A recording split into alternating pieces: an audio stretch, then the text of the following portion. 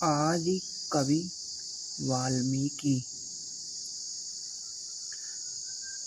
कूजन्तं राम रामेति मधुरं मधुराक्षरम् आरुह्य कविता शाखां वन्दे वाल्मीकि कोकिलम्।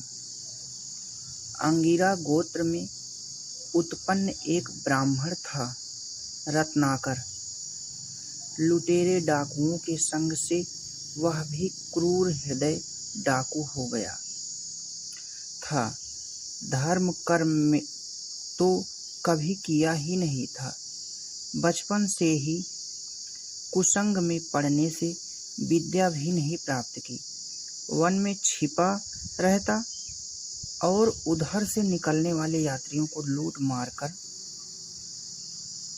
जो कुछ मिलता उससे अपने परिवार का भरण पोषण करता। संयोगवश एक दिन उधर से नारद जी निकले। रत्नाकर ने उन्हें भी ललकारा। देवर्षि ने निर्भय होकर बड़े स्नेह से कहा, भैया, मेरे पास धरा ही क्या है, परंतु तुम प्राणियों को क्यों व्यर्थ मारते हो? जीवों को पीड़ा देने और मारने से बड़ा दूसरा कोई पाप नहीं है। इस पाप से परलोक में प्राणी को भयंकर नरकों में पड़ना पड़ता है। जब अकारण कृपालु श्री हरि दया करते हैं, जब अनेक जन्मों के पुण्यों का उदय होता है, जब जीव के कल्याण का समय आ पहुंचता है, तभी उसे सच्चे साधु के दर्शन होते हैं। रत्नाकर जिसे लूटता वह रोता, गिड़गिड़ाता, भयभीत होता। आज उसने एक अद्भुत तेजस्वी साधु देखा था जो तनिक भी उससे डरा नहीं, जिसने अपनी प्राण रक्षा के लिए एक शब्द नहीं कहा, जो उल्टा उसे उपदेश दे रहा था।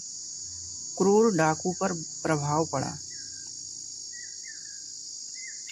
उसके निष्ठुर हृदय में रोने कलपने वालों का गिड़गिड़ाना दया नहीं उत्पन्न करता था, किंतु इस साधु की निर्भयता और स्नेहपूर्ण वाणी ने उसे प्रभावित किया।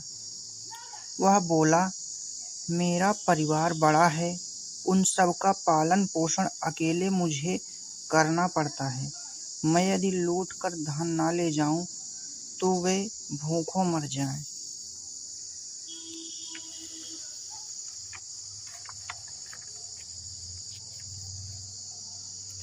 देवर्षि ने कहा, भाई, तुम जिनका भरण पोषण करने के लिए इतना पाप करते हो, वे तुम्हारे इस पाप में भाग लेंगे या नहीं, यह उनसे पूछ आओ। डरो मत, मैं भागकर कहीं नहीं जाऊंगा। विश्वास ना हो तो मुझे एक वृक्ष से बांध लो। नारद जी को बांधकर रत्नाकर घर आया। उसने घर के सभी लोगों से पूछा। सबने उसे एक ही उत्तर दिया, हमारा पालन पोषण करना तुम्हारा कर्तव्य है। हमें इससे कोई मतलब नहीं कि तुम किस प्रकार धन ले आते हो। हाय हाय, जिनके लिए खून पसीना एक करके घोर वन में भूखे प्यासे दिन रात वह छिपा रहता है, वर्षा सर्दी गर्मी तथा दूसरे किसी कष्ट की जिनके लिए चिंता नहीं करता, जिनके लिए इतने प्राणियों को उसने मारा, इतना पाप किया, उन्हें उसके पाप पुण्य से कुछ मतलब नहीं।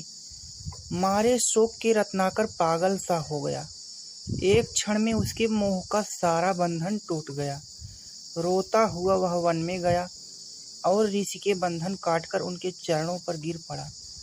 वह छटपटाता हुआ क्रंदन करने लगा, मेरे जैसे अधम का कैसे उद्धार होगा। देवर्षि भी सोच विचार में पड़ गए। भगवान नाम भगवान का साक्षात स्वरूप है। वह दया करके ही सौभाग्यशाली जीवों के मुख पर स्वयं आता है। पापी रत्नाकर राम यह सीधा सरल नाम भी नहीं ले पाता था। सोचकर नारद जी ने उसे मरा यह उल्टा नाम जपने का आदेश दिया और चले गए। रत्नाकर वहीं बैठकर जपने लगा, मरा मरा मरा मरा मरा मरा। मास बीते, ऋतुएं बीती, वर्ष बीता और युग बीत गया, किंतु रत्नाकर उठा नहीं, उसने नेत्र नहीं खोले। उसका जप अखंड चलता रहा। उसके शरीर पर दीमकों ने घर बना लिया।